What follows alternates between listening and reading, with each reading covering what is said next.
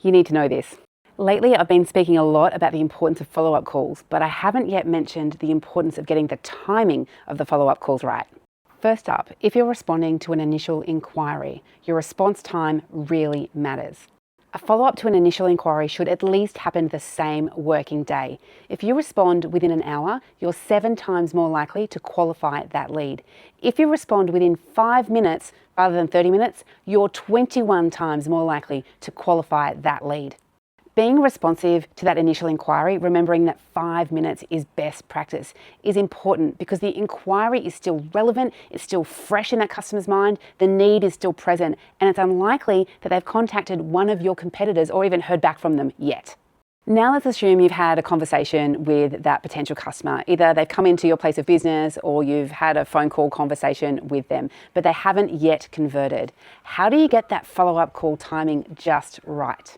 Ideally, you should have agreed on a day and time that you would make that follow-up call with the customer before you ended the initial conversation. So something like, so I'll give you a call on Thursday at 10 a.m. to check in and see how you're going. Now, if you didn't get the chance to agree on a day and time that you would follow up the next business day. Show that you care and keep the inquiry current. Now, you should also appreciate when would be a good time of day to call your customer or potential customer. As an example, if your customer is a parent with young children, don't call before 9 a.m. or after 3 p.m. Put yourself in the customer's shoes. Don't just call when it's convenient for you.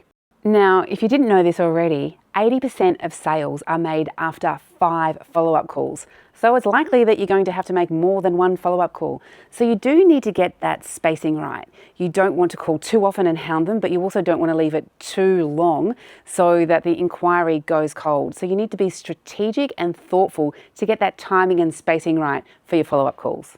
And finally, if your customer agrees to a follow-up call or asks you to even call again a long time in the future, make sure you put it in your CRM or your diary and make sure you make that call. A customer is much more likely to buy from you if they trust you and you show them that you do what you say you're going to do. Want to know how to improve customer service? Make sure you get the timing of your follow-up calls just right. If you like this video and it was helpful, make sure you're following Intentional Service so you don't miss the next one. And please comment below with your thoughts, ideas, or questions.